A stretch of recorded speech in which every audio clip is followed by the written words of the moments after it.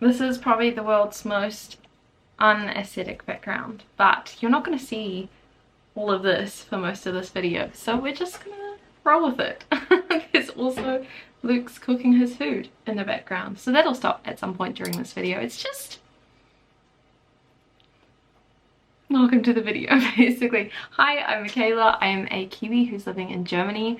We're primarily here for my studies, doing my PhD at the University of Tübingen, but today we're not talking about my PhD, we're talking about books, because I was afraid for the longest time to get onto BookTube. It's one of my favorite parts of YouTube, but I didn't feel like I was, I don't know, I didn't feel like I had anything special to add to it, but I just thought, why not? Last year I did a few reading challenges and I thought we'd start off this year's side of BookTube by going through my reading stats for last year. I used the StoryGraph, and I've actually seen in the last few weeks it seems to have become more popular. I don't know what has happened. I've been using this for like 3 years and not many people use it, but I just hate Goodreads. It's super unaesthetic. It's very annoying to use.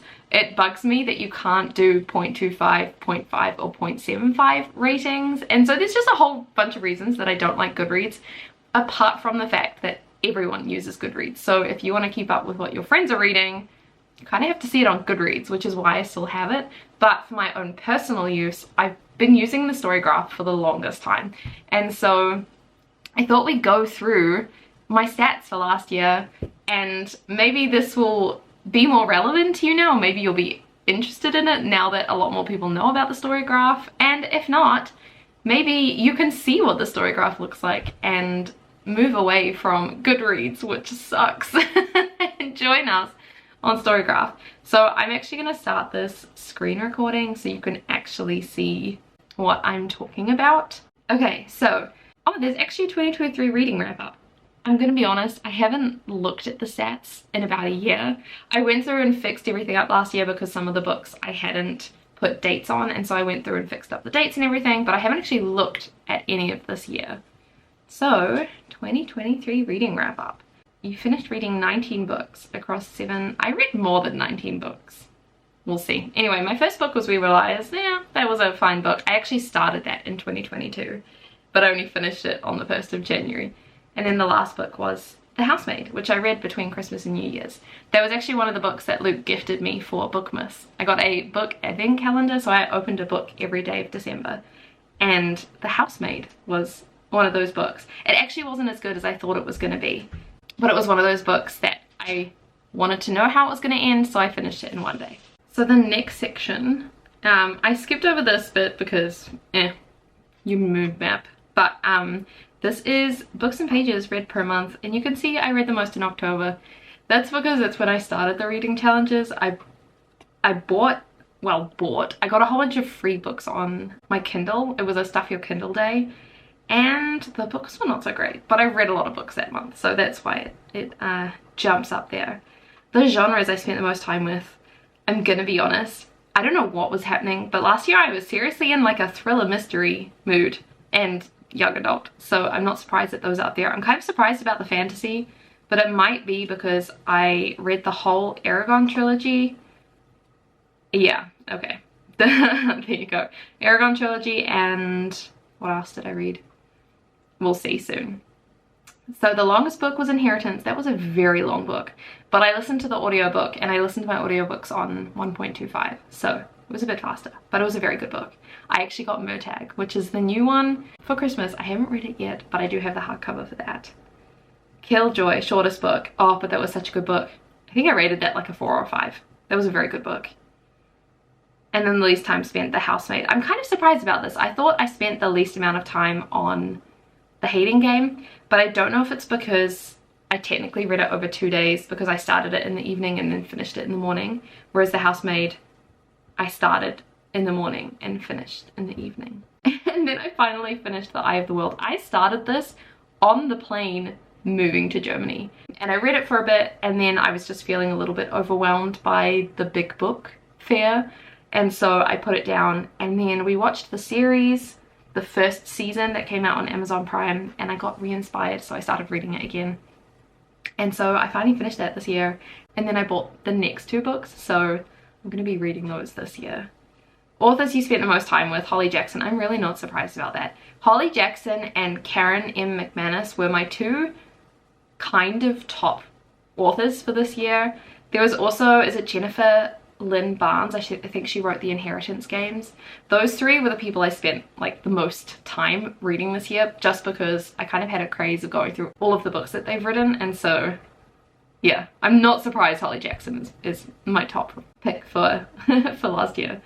And then my average rating was 4.12. I'm really surprised about this. I thought it was going to be lower because at the beginning of the year I read a lot of really good books, and then I read some absolutely terrible books as well. So I'm kind of surprised that it's 4.12. But see, I actually read a lot of 5-star books this year. Maybe in another life. I'm very surprised that I rated this a 5. But at the time it gave me a really deep impression. And I normally hate Taylor Jenkins Reid's books. I don't know why, but they just don't resonate with me at all. I don't like them. And so I'm kind of surprised that I really liked this one, but I think it was the style of the book and the fact that the storylines didn't bother me. I think a lot of the time, depending on like the decisions that the characters make, obviously they can make decisions that I myself wouldn't make, and I don't mind them if they're logical, but when people do stuff that I don't see how they came to that decision and I don't agree with it, I really struggle to relate to the book. And I think Taylor Jenkins Reid does that a lot. Whereas this book, it didn't bother me. I liked the way it unfolded, and it was a very surprising end.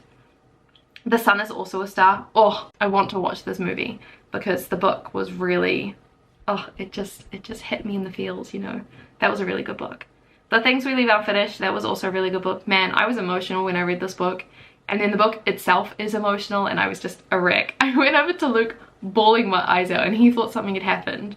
But I was like, no, I'm feeling emotional, and I finished this book and it was heartbreaking. And yeah, so no, that was definitely a really good book. The Hating Game was one of my top YA books of the year. It was such an easy read, but it was such a, I think, prominent book at the time I read it, which sounds really stupid for this style of book. I know a lot of people read these like YA romance fantasies because, I don't even know if this is YA, but romance fantasies because they're easy reads.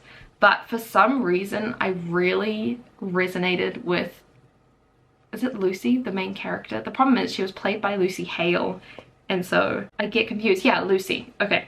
I really resonated with Lucy as a character in the way that she handled different situations, and a lot of the time it was like, oh my gosh, I've been in that situation and I didn't handle it that way, and that's how I would have liked to have handled it. So it kind of felt like a deeper book than just like an easy romance. So that was why it was one of my top reads. If We Were Villains is like a book that I am wanting to own at some point and reread. I read this as an audiobook, and the audiobook was absolutely stunning. It was really, really good. My problem was with the app I was using, I accidentally clicked on the wrong next chapter and it ruined the ending for me, which was really gutting. So I'd love to read it and kind of go through it. Obviously I know how it ends, but it's a very different experience doing it in a different format. But it was my first introduction to dark academia, actually. And I'm reading The Secret History. Is that what it's called? The Secret History at the moment. Supposedly one of like the first dark academia books. And I got onto it because of If We Were Villains. I really liked it. It kind of conjoined my love of theatre with the dark academia heavy kind of intrinsic world that this is. So yeah, and then there's the Holly Green books, As Good as Dead and all them. I'm actually surprised that As Good as Dead was a 5-star. I think it was one of those books, like I was saying earlier, where I didn't agree with what she did, but I understood why she made that decision, and so it made sense to me. A lot of people were frustrated in the comments about how the book ended because of what a good character Pip is and how they just couldn't understand why she would make that decision in the third book. But I felt like I fully understood why she came to that decision and the reason she felt the need to do what she did. And so for me it made sense, and I was completely captivated by it. I really liked it, even though I myself wouldn't make that decision, and I don't know if I as a writer would have made that decision for her. I really applauded Holly Jackson for taking it down that way and for properly explaining it so that you know exactly why Pip is doing it, which I thought was really good. And then the Anthropocene Reviewed was, I think, one of the only non-fiction books I read last year. One of my goals for this year is actually to read more non-fiction books, but oh my gosh, the way that John Green wrote and the fact that I listened to it as an audiobook where he was the narrator was just, oh, it was heartbreaking. I feel like there were so many things that I resonated with, especially the mental health sections, and also the sections where it was clearly something that meant a lot to him, and so he started like tearing up as the narrator, and so it was really like a heartbreaking book. It was really amazing to read, and that's another book that I want to buy as well so that I can actually read through it in paper. But yeah, I just had it as the audiobook. I actually read a lot of audiobooks last year. I think that comes up in the other section. And then my ratings, man, I'm really surprised how many books I rated as a 4-star. I'm quite generous. I feel like I will very readily give a 4-star book, but I'm very, very critical and will very easily give something a low mark if I don't like it. So it's really, I don't know, strange the way that I do stuff. Apparently the most 5 stars was in April. That's interesting because my end of the year books, I remember just feeling like I wasn't enjoying many of them. So it's interesting that April was the highest month and December was the lowest month. So it kind of resonates with what I remember happening this year. And March I read the most pages. Interesting. That was probably when I was going through my audiobooks of Aragon and all that. And then these are just shelved books. I read through this yesterday, I'm going to be honest. And this lies. It says that I didn't DNF a thing, but I forgot that on the StoryGraph you can mark something as DNF, whereas in Goodreads you can't, which is so frustrating. Another reason I don't like Goodreads. So I need to update this with the books that I DNF'd because I didn't mark it on here. And then one book from your own shelf. I actually need to change that as well because I forgot to say that I owned the book. That's another thing you can do with the StoryGraph that I forgot about. Cool, so that's my wrap up. Nothing that interesting. My favorite part, honestly, is the reading stats section because it's so interesting seeing what kind of stuff I read. So obviously my top things were mysterious, emotional, and adventurous. Not surprised about that considering the fact that I read like mystery thrillers and like fantasy adventure a lot this year. Medium pace, I always thought that fast-paced books were my favorite, and I feel like I like them because they're quick to read, but apparently medium is what I'm super into. I really don't love slow books, I'm gonna be honest. I find it hard to read. Yeah, and they're the ones that I took the longest to read. But I love the storyline. I feel like I can love the storyline of slow books. I just don't like the process of reading slow books. Page numbers, I generally read between 300 to 499. Over that, I do sometimes get a bit lost, and I think As Good as Dead. Okay, I read that very quickly. City of Bones, I did not enjoy that much. All of these books took me a bit of time to read, apart from As Good as Dead. Like I said, non-fiction, I'm pretty sure I read 1 book. 2 books. I read Spare as well, yeah. Interesting. And then this is where you get the breakdown of the genres. I really do like it because you get to see everything that you read that year. So I'm not surprised, young adult, mystery, thriller, romance, fantasy. Classics, I think that was when I was going through my Agatha Christie phase. And The Hobbit, Christmas Carol, yeah. So that's quite cool. Format, as you can see, most of it was audio. I'm finding at the moment because, I mean, I'm doing a PhD in history and so I'm reading so much for my studies that I'm finding reading other books quite tiring, and so I've moved to audiobooks. I want to slow that down a bit more this year just because one of my goals for this year is to read all the books on my bookshelf that I got gifted last year, and so I do need to make a bit more time for reading. I also find I read slower when it's a book versus audiobook. I just want to like know. There's also only certain types of books that I can do as audiobooks, generally the faster paced books. And I did a lot of digital as well because at that point I didn't have any books, but now I own so many books that I think this is going to look very, very different when I go through this next year. And there you go, I was right. My most read authors, Holly Jackson, Jennifer Lynn Barnes, and Karen M. McManus. I'm quite surprised about Taylor Jenkins Reid because I didn't, oh, it's only 2 books, Maybe in Another Life and After I Do. So there you go, I'm super critical. I got 5 stars for Maybe in Another Life and a 1.5 for After I Do. I really, really did not like After I Do. I don't know, just Taylor Jenkins Reid. I pretty much put a veto on the rest of her books. I just can't be bothered because it was a waste of my time. I don't know why I liked After I Do. Nope. I don't know why I liked Maybe in Another Life so much in comparison to the rest of her books, but just really didn't like it. What book did I read in Irish? Osriela. That is not in Irish, but I mean the whole book is written in English. It just probably has Irish names, but interesting. Number of books, we've looked at this. October was my highest. Again, gave 4 stars the most. Yeah, I mean that's kind of it. Quite exciting. I think I read 44 books. Yeah, there you go. I like that it shows you. So I read 44 books last year. 15,397 pages. That's a lot of pages. Granted, most of those were audio, so I didn't actually read them, but yeah. So my goal for this year, I don't know if I've actually set it up on StoryGraph, which is tragic. Okay, we might have to go to my Goodreads. Here's me vetoing Goodreads. But again, everyone uses Goodreads, and so 30 books. So my goal for this year is to read 30 books, and I want more of those to be print editions and audiobooks probably. I want to read less Kindle. I think because I spend so much time on my phone and like digital stuff, I want to stay away from screens. And so audiobooks I like because I can do it while I'm doing the dishes or while I'm running. That's when I generally read to audiobooks, or at the gym, but I'm finding it a little bit hard when I'm working out. I find it a lot easier when it's cardio. And print books, because I own so many print books. I've actually put a restriction for myself that I don't want to buy any more books until either next year or until I've finished all the books that I own, which is going to be interesting because there's a bookshop right next to my office and there is the most beautiful leather edition of Der Herr der Ringe, which is the Lord of the Rings in German, and I so desperately want to buy it, and I'm not going to because I'm determined to focus on the books that I do own and to not just forever live in the state where you have more books on your bookshelf than what you've read.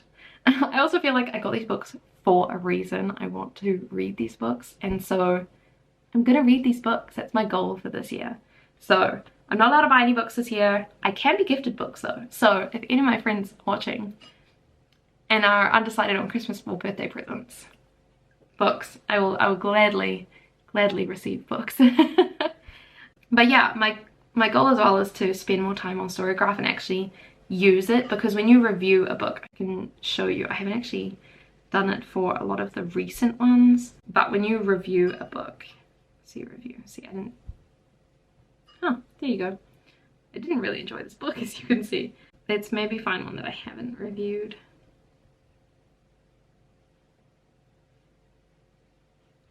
Okay, so you can like add in the mood of it, the pace of the book, the plot, character, rating, and then content warnings or your own review, which I really like because I feel like it is so much more of an extensive way to review a book than just Goodreads' basic thing. And I find that when I find a book on the StoryGraph, I generally am more prepared for it than if I find it on Goodreads, just because in the StoryGraph you get more of an overall understanding of if it's the type of book you'd be into or not, just because it's more thorough reviews.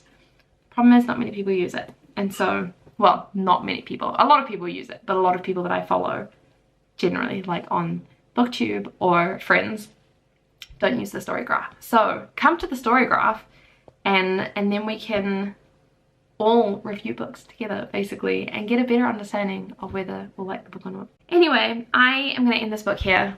Wow, I'm going to end this video here. I don't know if that was at all interesting, but it was interesting going through for me what last year was like and seeing the trends. I'm generally like a romance / fantasy reader, and so it's really interesting that last year, I don't know what was happening, but I was on the like mystery thriller train and I was really enjoying it, and so I'm curious to see what happens this year.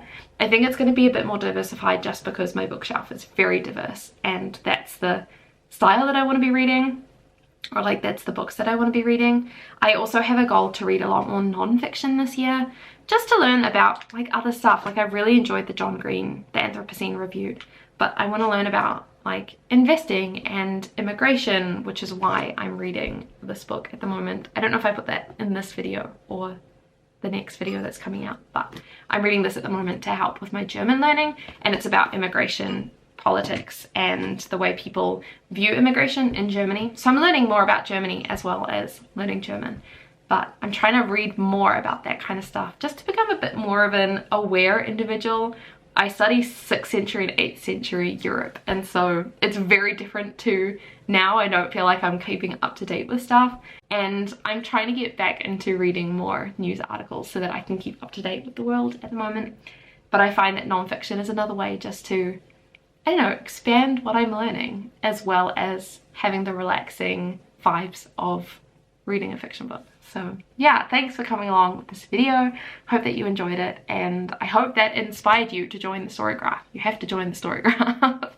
And I will see you with another video very soon. Bye!